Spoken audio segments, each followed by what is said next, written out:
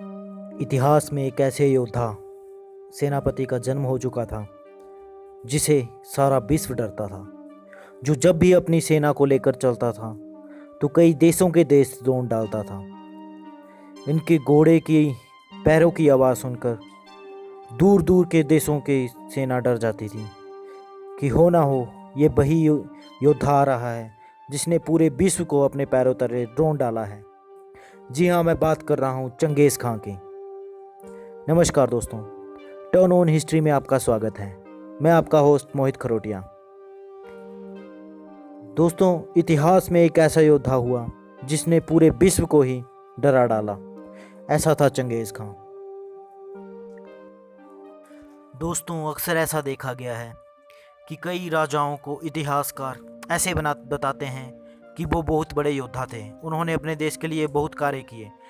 लेकिन कुछ इतिहासकार उन्हीं राजाओं को इसके विपरीत उलट बताते हैं कि उन्होंने बहुत से गलत काम किए, बहुत सी प्रजा को नुकसान दिया। जैसे कि सिकंदर दुनिया पर कहर बन के टूटा तो यूनान के लिए वो सबसे अच्छा राजा था। उसने यूनान के लिए हर असंभव काम किया, प्रजा को हर सुख और समृद्ध किया। लेकिन इस राजा को सिर्फ यूनान वाले ही ये कहते थे कि वो सबसे अच्छा राजा था, बाकी पूरा विश्व ये कहता था कि वो एक बहुत ही क्रूर राजा था जो हर देश में कहर बनकर टूटता था। उसी प्रकार तैमूर लंग, चंगेज़ खान, अकबर और बाबर को भी आप जब पढ़ते होंगे तो आप कई इतिहासकारों की नज़रों में उन्हें हीरो मानते होंगे, तो कई लोगों की नज़रों में इसके बिल्कुल विपरीत। विश्व इतिहास में 13वीं सदी शायद सबसे ज़्यादा खूनी सदी रही होगी। यह वह सदी थी जिसमें मंगोलों का कहर चीन से लेकर रूस तक और फिर बगदाद और पोलैंड तक बरसा।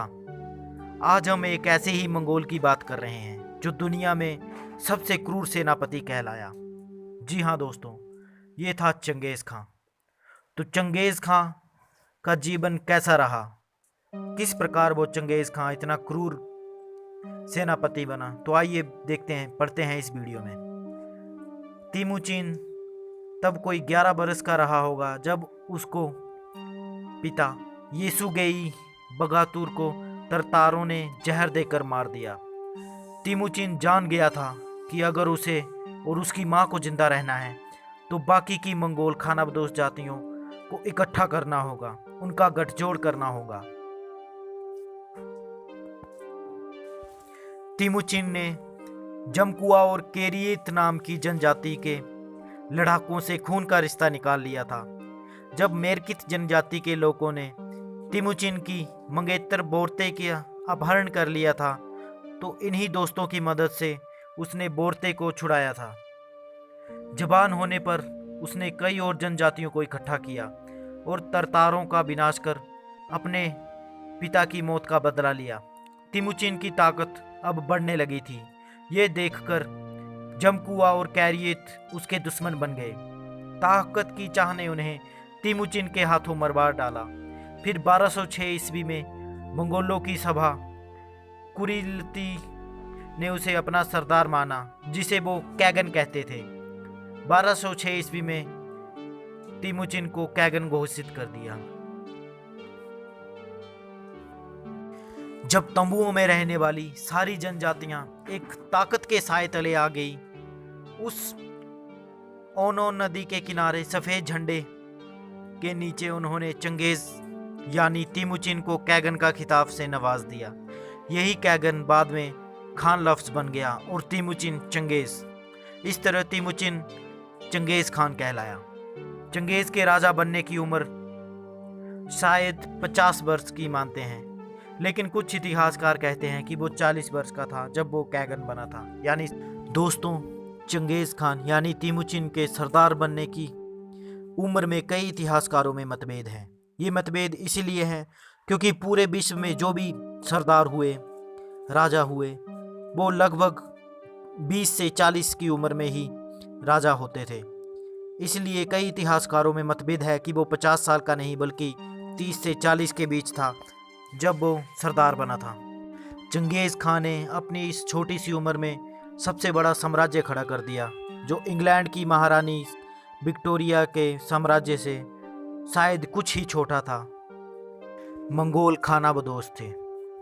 उन्हें शहरी जीवन से नफरत थी। उनकी शानदार जीत के पीछे उनकी बहुत बड़ी सेना की संख्या नहीं बल्कि अनुशासन और संगठन की काबिलियत थी। और इन सब से ऊपर था चंगेज़ खां का उनका सेनापति होना। यकीनन वो दुनिया का सबसे महान सेनापति था। सिकंदर और जूलियस सीजर भी उसके सामने छोटे सेनापति थे।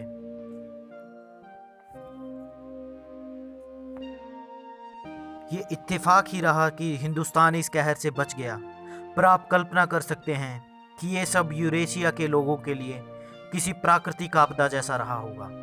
मानो जैसे कोई ज्वालामुखी फट गया हो या जैसे कोई भूकंप आया हो जिसके सामने इंसान चाहकर भी कुछ नहीं कर सकता। चंगेज़ खां के घोड़े पूरे एशिया और यूरोप के ज़्यादातर भाग को रौंद रहे थे। सबसे पहले वह मंगोल के पूर्व में गया, जहां उसने चीन के किन साम्राज्य को खत्म कर डाला। फिर उसने कोरिया जीत लिया। दक्षिण के सुंग साम्राज्य, जिसने उसकी इन जंगों में मदद की, उसने भी तहस नहस कर डाला। बाद में चंगेज़ खां ने तिब्बत के तंगुतों को भी हरा दिया। मंगोलिया के पश्चिम में उस वक्त कारा खितई नाम का एक राज्य चंगेज़ खां के लिए मुश्किलें खड़ी कर रहा था। लिहाजा उसने पश्चिम का रुख कर लिया और यहीं से पश्चिम एशिया की तकदीर हमेशा के लिए बदल गई। कारा खितई को हरा देने के बाद उसने ख्वारिज़्म की ओर रुख किया। पहले चंगेज़ ने अपने कुछ व्यापारी के भेष में अपने जासूस ख्वारिज़्म के मोहम्मद शाह के दरबार में भेजे। ये सब सिल्क रूट से गए थे। ख्वारिज़्म साम्राज्य के और तार नामक प्रांत में गवर्नर को कुछ शक हुआ। लिहाजा गवर्नर ने उन सब व्यापारियों को उनके भेष में छिपे जासूसों की हत्या कर दी और सारा माल लूट लिया। जब चंगेज़ को यह मालूम हुआ, उसने भुन भुनाकर अपने राजदूत को शाह के पास भेजा और कहा कि और तार के गवर्नर को उसके हवाले किया जाए। शाह ने उस राजदूत का सर काटकर चंगेज़ खां को पेश कर दिया। उसे ये नागवार था, पर जैसा एक सेनापति को बर्ताव करना चाहिए उसने वही किया। उसने कोई हड़बड़ी नहीं की, पर बदला लेने का मन जरूर बना लिया था।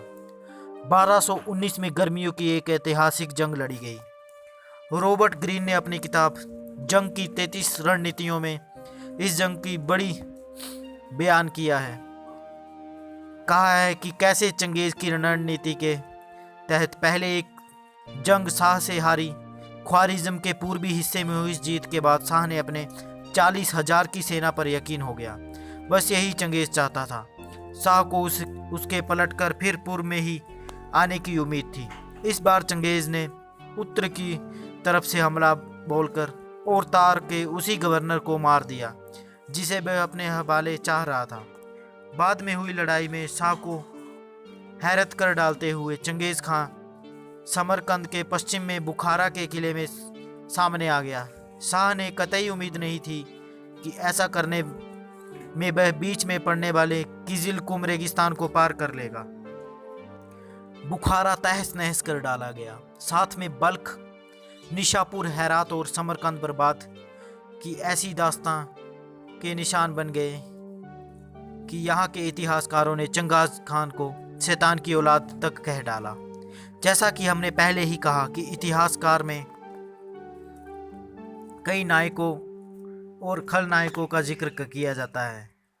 इसी समरकंद के बाद तैमूर लंग निकला, जिसने हिंदुस्तान और यूरोप में भयंकर तबाही मचाई। वही इतिहासकार जो चंगेज़ खां को कोसते हैं और तैमूर खां को एक महान सुल्तान की उपाधि देते हैं। तैमूर तो खैर महान नहीं था, पर इसी समरकंद से एक और नायक निकला जिसने दुनिया में बाबर के नाम से जाना जाता है, जिसके वंशज अकबर महान की उपाधि से नवाजा गया। बाबर की रगों में चंगेज़ी और तैमूर खून था। उसकी माँ चंगेज़ों की तरफ से थी और बाप तैमूरों के खानदान से। बाबर खुद को तैमूरी कहलवाना पसंद करता था, पर वह अजीब इत्तेफाक है कि उसके वंशजों ने हिंदुस्तान में मुगल कहा गया और मुगल मंगोलों का ही अपभ्रंश है। दोस्तों, यदि बात करें कि चंगेज़ खां का धर्म क्या था, तो चंगेज़ का कई मजहबों के प्रति एक जैसा रवैया था। उसकी सेना में बौद्ध, मुसलमान, सब धर्मों को मानने वाले थे। उसने किसी एक मजहब को नहीं अपनाया। जब मंगोलों की ताकत बेहद बढ़ गई थी तो वेटिकन के पादरियों ने उन्हें ईसाई बनाने की कोशिश की। चंगेज़ नाम के पीछे खान का यह मतलब नहीं है कि वो मुसलमान था। चंगेज़ शमीनिज्म धर्म का अनुयायी था। वह धर्म मंगोलिया, साइबेरिया आदि इलाकों में प्रचलित है। दोस्तों, यदि बात करें मजहब की तो कोई भी मजहब ये नहीं बताता कि इंसान के प्रति दुश्मनी अपनाओ, या इतनी बर्बरता मजहबी नहीं बल्कि एक सियासी ही है। शायद यही कारण था कि मंगोलियाई चंगेज़ खान को शैतान की औलाद नहीं बल्कि एक महान राजा मानते थे और पूरा विश्व उसे शैतान की औलाद मानता था। धन्यवाद दोस्तों, इस वीडियो में इतना ही। अगली वीडियो में किसी नए योद्धा, महावीर या महापुरुष की कहानी लेकर बहुत जल्द आपके पास पहुंचूंगा। तब तक के लिए धन्यवाद। चैनल को सब्सक्राइब करना ना भूलें और वीडियो को शेयर कर दें।